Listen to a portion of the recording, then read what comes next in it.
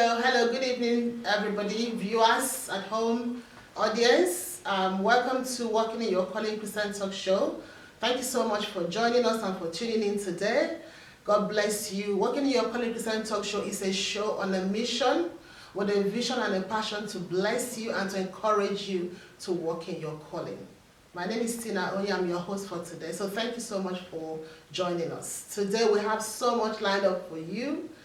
I've got an important woman of God with me here, a sister and a friend. She's just about to tell us all about herself, and I'm sure you'll be glad to hear from her. So welcome to the studio, Lady Adejoke. Thank you very much. How are you today? I'm doing great, thank you. You look so wonderful. Thank you. I need one of this dress. Thank you. We'll see what we can do about that. Amen. Thank you so much for coming. Wow, it's been so important trying to get hold of you to come on this show, and I'm so glad that you finally made it. Yeah, I'm glad to be here too. Amen. Thank you for joining us. So now today, we have so much lined up for the audience and the viewers at home to find out about you. The first one we're going to be talking about is about her career. She'll be telling us about her career, and I'm sure you'll be blessed to hear from her. So now we want to talk about your career. Okay. Do you want to tell us what your career has been like? Well, it's been an amazing journey. I'm a mortgage advisor. I am in the financial industry, so I deal with everything finance. Okay. Also, I'm into properties. I've had my own estate agent, and I've worked with other estate agents as well. And I'm also involved in networking organizations here and there for a couple of years. So that's the three things I've been running with. I haven't seen anything better. Well, it's been a fun journey, and I wouldn't change it for anything else. Amen. So you're a networker with your career. You've been doing networking as well, mortgage advising. So you're into so many network marketing. Is that what you're saying? No, it's just that I've been into over the years, over the last, I'll say 10 to 15 years, I've been in and out of some organizations, and I've been part of it, and I enjoy it. It's what I enjoy doing. Yeah. Okay, so I know that recently there was one network marketing that you were into called, is it Sherlock? Yeah. Right.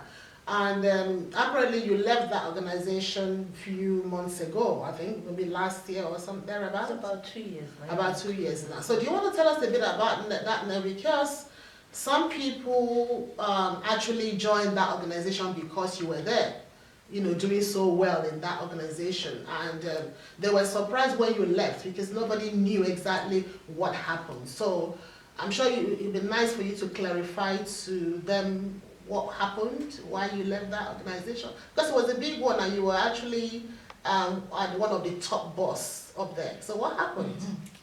Mm-hmm. As of that time, I did say I was taking a time out to be with my children. Okay.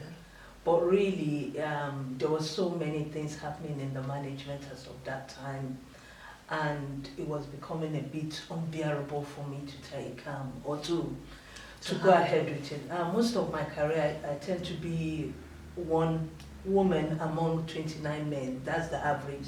Sometimes it could be 50 men to one in properties, wow, financial services. Yeah. So how do you handle that?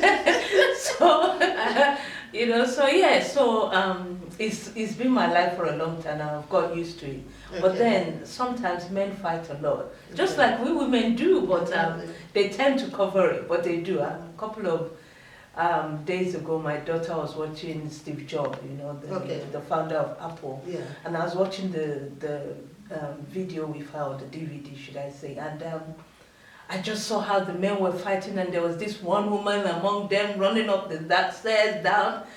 And so I you saw yourself in that and I said, too. this is just exactly like what I experienced. Yes. And that's exactly what happened in Sherlock. There was so much argument in the management among the men, and I was trying my best to, and it became too overwhelming. There was one that was so heated among the CEO that was in America and one of the guys here, and obviously with the time factor, it was day there, but it was middle of the night here. So sometimes I find myself sitting up 2 o'clock in the morning because we want to speak to Australia, Okay. 3 a.m. because we're speaking to America, all those time. And when it's lots of management fight, it kind of becomes overwhelming. So I decided to back off and you know, return back home to my family and my children. Well, that was great. I mean, you are a woman on a mission because you can take up a job and you can put it down. That was getting too much for you, and I believe that's what we should all do. If you're doing something and you feel it's encroaching you, you can take back. Yeah. You can step back. Yeah. And refocus again. But now you're into another network marketing, aren't you? So which one is that? Well, I left the industry for 3 years and I just did not do anything. But there was a lot of companies calling me, CEO calling me, and then leaders in the industry calling me too. I still was around visiting. Sometimes I'm a special guest to some networking organizations and all that. But I had to be very careful to take my due diligence as well, because it involves time, other people's time and money. And like you said earlier, what I learned is that people buy you rather than the organization. Yes. When I left Sherlock, I left for my own personal reasons. But I did not know that it was going to affect everyone. Yes. So many people left as a result of me leaving. In fact, the whole UK market seems to never pick up after that. So for me, it was quite sad and disappointing, because if I've seen that coming, maybe I would have adjusted a bit. So even though I've visited so many networkings, they've invited me to so many organizations, I've spoken some, I tend to look at what I want to get into, because it's an industry I enjoy. Some people say they've had so many experience about it. I haven't had bad experience.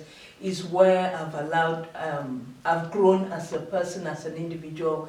Is where you can fail and still at a reasonable cost, and then it's where you get support. I mean, networking organization is so different. The module is so different now. If you understand it, you would know first about the power of team marketing, where you have several people all around the world working. Mm-hmm. Once you train them, they're working. So your income could be unbelievable, just as a result of setting up teams, if not only in UK, all around the world. Yes.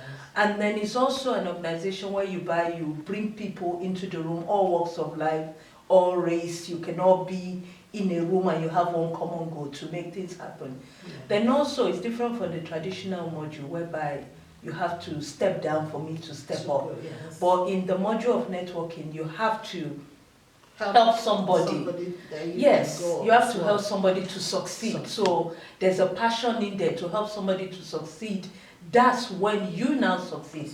So that's a beautiful module. But obviously, as the year has gone by, with the online, there's been some scams and all that that's affected the industry. Years ago, when I used to do Mary Kay, all those aloe vera, FM, lots of them. I've been involved with lots of them, and some of them coming from abroad.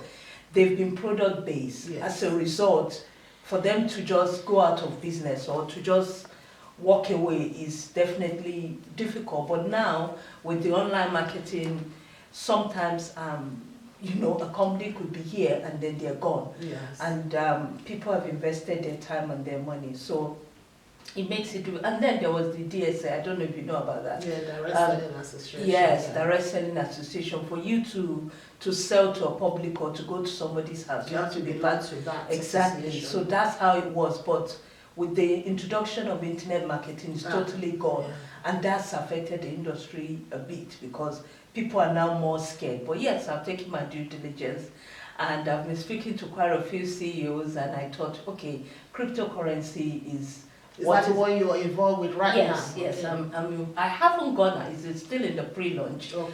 But there's lots of companies out there as well. You have to be very careful. Mm-hmm. But definitely, I couldn't sit down and not come out for what Bitcoin is doing. So I'm involved in a cryptocurrency industry. I'm also involved in gold. It means, still investment, similar to how properties is. Right. is a product. So, there's a tangible product that comes with it. And I've looked at the team, I've looked at their compensation plan, the company, and I thought, okay, after 3 years of break, it's time to come back, and I'm looking forward to the journey again. Yeah. And I mean, always a networker, you will always be a networker. Yes. You might take time off to recuperate and come back. Yeah. And there's nothing beats network market, because you get to meet people. Yes, and I love meeting people. And then, just getting to, widen your horizon. Yes. Isn't it? Yes. Yes. So thank you so much. What about your mortgage company? How does that one?